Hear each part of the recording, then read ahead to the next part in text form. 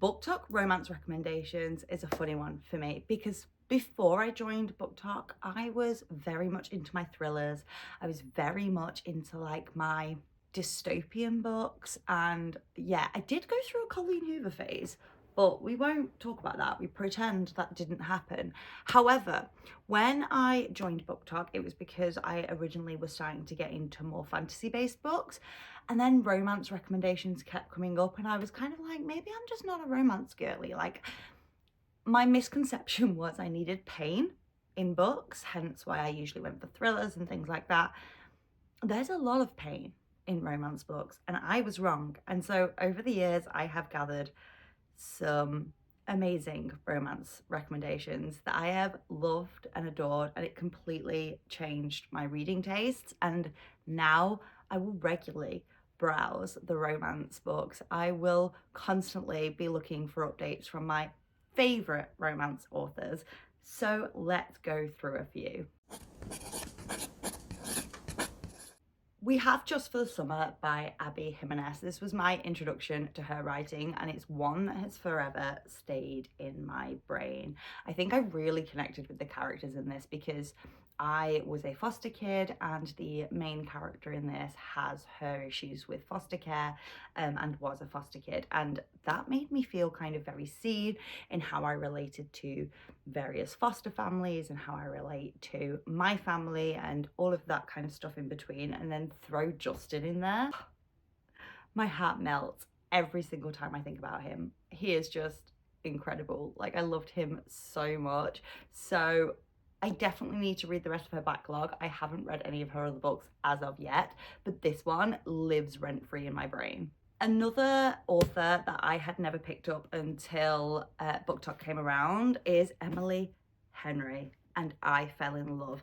Out of all of her books, there's only one that I don't particularly, it's not that I didn't like it, it just wasn't as enjoyable for me as the others, and I actually think it's a bit of a controversial opinion, but I'm not as much of a fan of book lovers as everybody else seems to be. Just didn't really like either of the main characters, and that was why. But the other books, Beach Read, You and Me on Vacation, Happy Place, like, I adore A Funny Story as well. I've got that in hardback over there.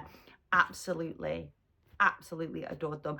And I think what surprises me is I'm torn between which of these two. So it's either Funny Story or You and Me on Vacation gets my #1 spot for Emily Henry books, because A Funny Story for me, it's all about Miles, the main character. I adore him so much. I think he is just like the perfect man. But You and Me on Vacation made me love Friends to Lovers. Like, I hated that trope. And then I read this and I was like, why the hate? Like, I adore it. I am so excited that this is getting adapted for the screen. I love the casting. I am so excited to see where it's going to go and how they're going to portray those characters, like literally counting down the days, because Poppy and Alex, like their whole relationship, their whole story, again, I just think about them all of the time. I think that I like that they were kind of friends and then they kind of drifted apart and then were friends again, but awkwardly, and then the lovers part comes later. I really like the dynamic of it all. I really like the story. I want someone random that I go on holiday with and travel with oh, I love it so much. I love it so much. But Emily Henry definitely became like an auto-buy author for me. Auto-buy. Like, I cannot wait. I'm really looking forward to her new one, A Great Big Beautiful Life. So excited. So excited. But yes, I don't think the covers look too happy for me. Like, I don't think I would have picked these up if it wasn't for BookTok. So thank you, BookTok. I am forever in your debt. The Icebreaker series. Now, I am cheating a little bit with this because it wasn't BookTok that made me pick these up. BookTok, I saw them everywhere and I was just like, no. They just do not sound like my kind of thing. I am never going to pick these books up. I even have like a friend who's like so obsessed with them, and the Fairy Loot editions were coming out and she was like, give them to me. And I was like, you can have mine. I have no interest in reading these books. I have the arc for Daydream. Now, how did this come about? I'd done some other promo for Simon & Schuster, and then they asked if I wanted a copy of this. And I had openly said that I was never going to read this series, and I was like, do I say no and let this go to somebody that I know is really going to love and appreciate it? But there was a little part of me that was FOMOing. So I said yes, under the guise of, if I say yes to this, it's going to make me read the other two, to read this before publication date. It's going to force me to get through the series, and then I can give genuine, honest opinions about it, because I had seen it everywhere. So that's what I did. I accepted the ACK and I immediately picked up book 1 and 2. Tell me why I ate them up. I don't usually do really spicy books. Like, I definitely like the romance side of it over the spice. However, I do think this is really well done. Hannah's characters and the way they communicate and how open and honest they are and how healthy the relationships are that are portrayed in these books is insane. And when I tell you that this ended up being one of my favorite books of all time, and I'm so entirely like incredibly happy to have an ACK for this book, because I just loved Henry so much. I loved him so much. He is such an incredibly unique character, and I just loved him. I love the series. If you are looking for an open door romance book that also really shows what healthy relationships look like, what compromise looks like, what communication looks like, Hannah Grace is the way to go. I am obsessed, and I will hold my hands up and be like, I was wrong, guys. I was wrong. Then we have Julie Soto's Not Another Love Song. Not much to say about this. It is the only book I've read of Julie Soto's. I have read her fan fiction, but this is the only published novel I've read. I know that she is very well loved. This is Raylo fanfic. Every other Raylo fanfic I've ever read has kind of been fantasy based, and I've hated it. Hated it, especially Hurricane Wars. Please don't come for me, but that book was just not for me. I read this and I loved it. I think there was something about having music involved with it, and it was just so kind of visual and you could hear it, and I was just swooning the whole way through this book. And even like the cover, oh, I loved it so much. I loved it so much. So yeah, 100% recommend that one. Then I dipped my toes in the dark romance world, and I actually think that these are probably a really good intro into the dark romance, because A, they're not actually that dark, it's just that it's got serial killers in, but B, they are hilarious. Now, I have read Butcher and Blackbird and Leather and Lag. These are the first 2 books in the series. This one's only just come out, so I've not read this one yet. They each follow a different brother. There is some really cringy trigger warnings in there, but they are just so wonderfully done, and they are so hilarious that I just crack up every single time I read these books. I'm interested to see how the third one will go, because the first one was, I always kind of split the humor up. The first one is what I would call like American humor, very kind of obvious and loud and big, and it genuinely had me cackling and giggling and like really loud laughing. But then Leather and Lark was more British humor. It was kind of a little bit drier and a lot more kind of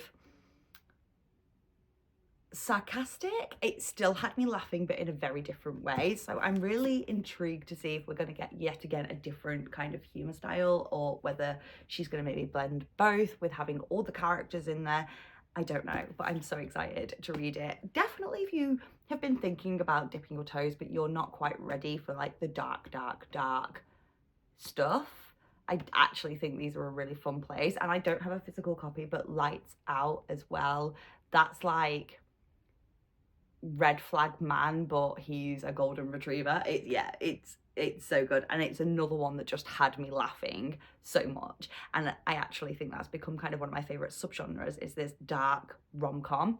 Obsessed. The last couple I've saved for that, they're like my favorites that I've read. I think I'm cheating with this one a little bit, but we have the Magnolia Park series by Jessa Hastings. And what I mean when I say I'm cheating is I don't know if I would necessarily call this romance, but it is a love story.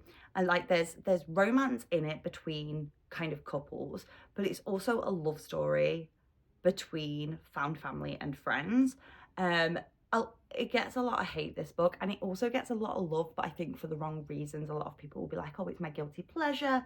And that is totally fine. Like, you take from reading it what you take from reading it. Where I think I just connect so deeply with this story, even though I'm nothing like any of the characters. Like, I'm probably like a mishmash, but like their lifestyle and stuff I don't have a clue about. Like I don't live their lifestyle, but I have never felt so connected to people, all of them, the boys, the girls, everyone in between. Like, I just, every book had me sobbing and like confused and just like, why? And I love Jess's writing style, especially in the Daisy Hates books with the footnotes and the way it's kind of written.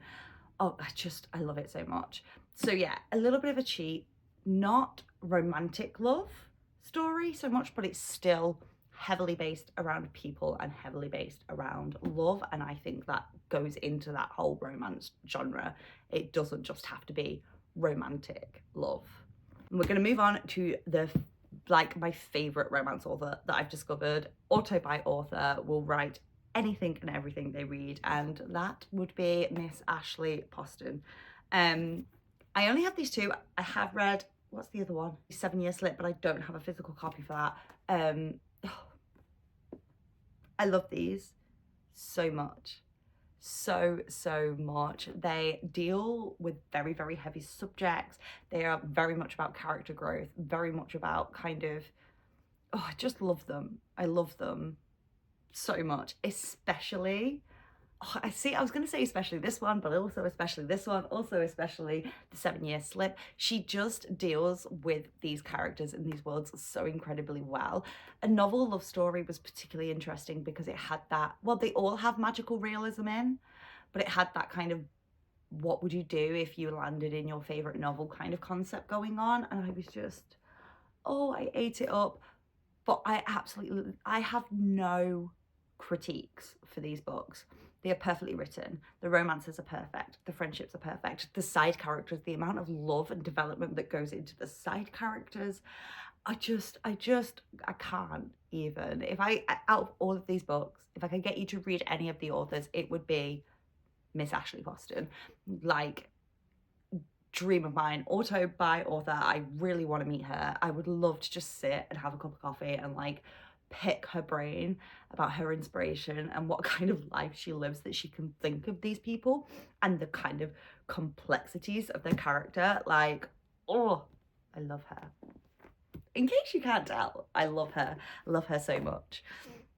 BookTok gets a lot of slack, but I have come away with so many new authors, genres, stories, people, characters, friends that I have found on BookTok that I will just be so forever grateful for. And I will always focus on its positive. So those are the BookTok romance recommendations that I will forever be grateful for, and I owe everybody who's ever talked about them on that silly little app a huge debt. I'm obsessed. What is your favorite recommendation that you have picked up off BookTok? What is your favorite romance book right now? Get going in the comments. I reply to everybody, so I'd love to have a conversation with you, but I will be back very, very soon for another video, of course. Yeah, I want to go and read romance now. Bye, guys.